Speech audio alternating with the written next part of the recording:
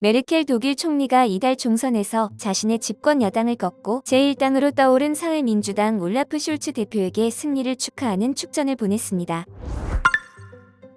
미국 경제매체 CNBC에 따르면 독일 정부 대변인은 29일 발표에서 총리가 지난 27일 올라프 숄츠의 총선 승리를 축하했다고 밝혔습니다. 메르켈의 축전은 기존의 집권 기독민주연합, 기독사회연합 진영에서 상대에게 보낸 첫 번째 축전입니다. 기민 기사연합은 26일 총선에서 24.1%의 득표율을 기록해 3인당에게 여당 자리를 내줬습니다. 기민 기사연합에서 총리 후보로 나섰던 아르민 라셰트 노르트라인 웨스트팔렌주 주지사는 선거 당일 실망스러운 결과를 얻었다고 밝혔으며 아직 3인당에 축전을 보내지 않았습니다. 라셰트는 비록 야당으로 밀려났지만 득표율 3위를 기록한 녹색당과 4위인 자유민주당과 연립정부를 꾸려 다시 집권 세력으로 발돋움하겠다고 공언했습니다. 숄츠 역시 녹색당 및 자유민주당과 연합해서 정부를 꾸리겠다고 밝혔습니다. 새 정부가 들어서기 전까지는 메르켈이 계속해서 총리직을 수행합니다. 16년 이상 집권한 메르켈은 독일 역사상 세 번째, 제2차 세계대전 이후 두 번째로 긴 총리 임기를 이어가고 있습니다. 메르켈은 연정협상이 올해 12월 17일을 넘긴다면 헬무트 콜 전 총리를 제치고 전후 최장기 재임 총리가 됩니다. 한편 메르켈은 독일에서 무티 즉 엄마라고 불립니다. 총선이 치러진 독일의 10대 청소년들은 이같이 질문하곤 합니다. 남자도 총리할 수 있나요? 어릴 때부터 줄곧 메르켈 총리만 봐왔기 때문입니다. 오히려 남성 총리가 생소한 것이죠. 메르켈 효과를 상징적으로 보여주는 일화입니다. 메르켈은 스웨덴 동독 출생이며 여성이자 이혼한 물리학자였고 늦깎이 정치인입니다. 이는 메르켈 총리가 정치인으로 살아오면서 이겨내온 편견들입니다. 메르켈은 이 모든 조건에 독일 최초라는 수식어를 붙이며 16년간 독일뿐 아니라 유럽을 안정적으로 이끌었습니다. 메르켈 총리가 퇴임을 선언한 지금 그의 지지율은 80%입니다. 각국 총리나 대통령이 임기 막바지에 지지율이 20에서 30%인 것을 생각하면 충격적인 수치입니다. 바꿀 수 없는 것처럼 보이는 것도 무엇이든 바꿀 수 있습니다. 이 말은 역동적이고 불안정한 16년 세월을 여성 총리로 버틴 비결이기도 합니다. 유럽 유명 여성 정치인은 영국의 대처 총리밖에 없던 시절인 1990년에 메르켈은 정치를 시작했습니다. 메르켈 총리 취임 당시 독일은 통일후유증으로 유럽의 병자라고 불렸습니다. 실업률이 11%에 이르는 등 경제 상황도 악화했습니다. 그런데 메르켈은 전 정권의 경제개혁을 계속 추진하며 독일 경제를 회생시켰습니다. 하지만 2008년 글로벌 금융위기와 2009년 유로존 금융위기가 잇따랐습니다. 특히 그리스 정부의 재정 적자로 시작된 유로존 금융위기 당시 메르켈은 그리스를 상대로 디폴트 선언 후 구조개혁과 긴축 정책을 실시하라고 압박했습니다. 그리스 시민들은 그를 히틀러에 비유했지만 유로화가 실패하면 유럽도 실패한다라는 말로 이유를 응집시키며 위기 극복에 성공했습니다. 한편 최대 위기는 2015년 시리아 난민 사태였습니다. 내전을 피해 유럽으로 밀려든 난민 100만 명을 수용하기로 하며 거센 반발이 일었습니다. 이로 여당 지지율은 급락했고 극우 세력이 부상했습니다. 워싱턴 포스트는 난민 친화적 입장이 결과적으로 극우의 득세를 불러왔고 유럽도 분열시켰다라고 짚었으나 도이체벨레는 포용적 난민 정책이 독일 입지를 더욱 굳건히 해줬다라고 평가했습니다. 메르켈 총리는 또한 외교 정책에도 유연했는데요. 총리 재임 중 메르켈은 미국 대통령 4명을 마주했습니다. 프랑스 대통령도 3번, 영국 총리도 4번 바뀌었습니다. 도널드 트럼프의 미국 우선주의 행보, 브렉시트, 아프가니스탄 사태 등 현안에서 독일이 안정적 대처를 한 데에는 그의 중재자 역할이 컸다는 평가가 많습니다. 한편 독일에서 한국인이 최초로 연방의회에 입성했습니다. 독일 신문 디 차이트에 따르면 지난 27일 한국계 독일인 이 의원이 자신의 고향인 노르트라인 베스트팔렌주 아헨시 일선거구의 지역구 의원으로 선정됐습니다. 그는 독일 사회민주당이 1위를 차지한 이번 연방의원 총선거를 통해 당선돼 한국인 최초로 독일 연방의회 의원이 됐습니다. 이 의원은 34세로 2005년부터 3인당에서 청년 당원으로 활동했습니다. 2013년에는 3인당 올라 슈미트 하원 의원 밑에서 약 1년 동안 일한 뒤 아헨시 시의원으로 당선됐습니다. 아헨시 시의원으로 6년 동안 활동하던 이 의원은 올해 자신의 고향에서 연방 하원 의원에 출마해 입성에 성공했습니다. 그는 이날 페이스북을 통해 3인당의 놀라운 결과가 나를 연방 하원에 합류하게 했다며 모든 유권자들에게 감사한다고 전했습니다. 이어 그는 한독 관계를 강화하고 독일이 한반도 문제에 더 능동적인 역할을 하도록 만들고 싶다고 밝혔습니다. 그리고 아시아계 이민자 출신으로는 처음으로 연방 의원에 입성 정하는 만큼 이민법을 제정하고 지방자치단체 선거권을 이민자들에게 부여하는 방안을 마련하고 싶다고 말했습니다. 이렇게 현재 독일 내에서는 한국의 영향력이 커지고 있습니다. 그 가운데 베를린 도심 한복판 옛 프로이센 왕궁터의 훔볼트 포럼이라는 박물관이 세워졌습니다. 독일이 식민주의 역사를 반성하기 위해 세운 박물관인데요. 한국은 독일의 식민지가 아니었음에도 한국관이 설치됐으며 한국 관련 전시물들도 배치됐습니다. 이렇게 독일에서 한국의 위상이 높아지고 있는 가운데 일본은 현재 비상사태에 직면했는데요. 파나소닉과 독점을 체결했었던 테슬라가 한국의 LG에너지솔루션, 삼성 SDI로 옮겨 타면서 일본이 패닉에 빠졌습니다. 이러한 상황을 맞이한 일본은 유럽의 문을 두드리고 있었습니다. 하지만 일본의 외침에도 독일의 폭스바겐과 BMW는 삼성 SDI 등 한국 기업들로부터 전기차 배터리를 공급받기로 계약하면서 일본은 절망에 빠졌습니다. 이뿐만이 아닙니다. 신재생 에너지 분야에서 세계 1위를 차지하고 있는 독일이 일본의 눈길도 주지 않은 채 한국과 수소사업전 분야에서 협력하는 내용의 협약까지 체결하며 일본에 충격을 주었습니다. 지멘스 에너지와 한국가스공사는 요엔 아이크홀트 지멘스 에너지 부회장과 최이봉 한국가스공사 사장이 참석한 가운데 그린 수소 사업 협업을 위한 업무 협약을 체결했다고 밝혔습니다. 이로써 양사의 그린 수소 생산 및 수소 터빈 발전을 위한 전략적 제휴가 공식적으로 시작됐습니다. 양사는 이번 업무 협약을 통해 국내 대용량 그린 수소 생산 및 공급 실증 사업, 수소 터빈 발전 사업, 해외 그린 수소 생산 및 도입 전략 공동 연구, 수소 사업 경쟁력 확보를 위한 기술 개발 등 수소 사업 전반에서 안정적인 사업을 추진해 나갈 계획입니다. 더불어 지멘스 에너지와 한국가스공사는 상호 긴밀한 협력과 공동 혁신을 바탕으로 그린 수소 발전 역량을 강화해 한국의 재생에너지 발전에 함께 일조하기로 약속했습니다. 요엔 아이크홀트 지멘스 에너지 부회장은 양사의 기술력과 전략적 협업은 혁신적인 신사업 분야를 개척하고 급변하는 에너지 시장에서의 선두 위치를 공고히 하게 할 것으로 확신한다며 또한 지멘스 에너지가 그린 수소 사업 개발과 확장을 통해 한국의 탄소 중립 실현을 지속해서 지원하게 돼 기쁘다고 밝혔습니다. 그런데 한국은 일본에 대한 반격이 이제부터 시작인 듯 보입니다. 한국 법원이 얼마 전 일본 전범기업 미쓰비시 자산의 매각 명령을 내렸습니다. 27일 법조계에 따르면 대전지법 민사 28 단독 김용찬 부장판사는 이날 상표권 특별 현금화 명령 사건에서 일제강점기 강제노역 피해자인 양금덕, 김성주 씨 측과 미쓰비시 중공업 측의 미쓰비시 중공업의 한국 내 상표권과 특허권을 매각할 것을 명령했습니다. 법조계 관계자는 법원이 미쓰비시 중공업 자산에 대한 매각을 허가한 것이라면서 채권자가 요청하면 바로 매각 절차를 밟을 수 있게 된 것이라고 말했습니다. 법원은 양 씨와 김 씨에 대해 이들 상표권과 특허권을 매각해 한 명당 2억 973만 원을 확보하도록 했습니다. 양 씨와 김 씨 측은 경매에 붙이는 등 조만간 상표권 매각에 들어갈 것으로 보입니다. 하지만 상표권 매각이 본격화하면 한일 관계는 더욱 냉랭해질 수 있습니다. 일본 정부는 현재 한국의 판결을 국제법 위반으로 보고 있습니다. 사실 강제징용 피해자는 2012년부터 미쓰비시 중공업 등 전범 기업을 상대로 국내 법원에 손해배상 청구 소송을 제기했고 2018년 대법원에서 최종 승소했지만 피고 기업들은 배상 이행을 거부하며 대화 요구에도 응하지 않았습니다. 강제노역 피해와 관련해 국내에서 법원이 일본 기업 자산 매각 명령을 내린 것은 이번이 처음입니다. 한편 일본 정부 대변인인 가토 가스노부 관방장관은 기자회견을 열고 한국 측이 일본의 입장을 잘 알고 있음에도 이번 법원의 매각 명령을 그대로 둔 것은 극히 유감이다라고 밝혔습니다. 과연 일본의 만행은 어디까지일까요? 혹시 광고 하나 해도 될까요? 내일 상승할 종목이 궁금하시다면 오른쪽 버튼을 꾹 클릭해주세요. 시청해주셔서 감사드리며 내일 다시 찾아오겠습니다.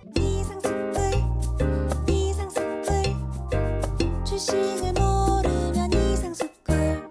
주식 모르니? 이상스쿨.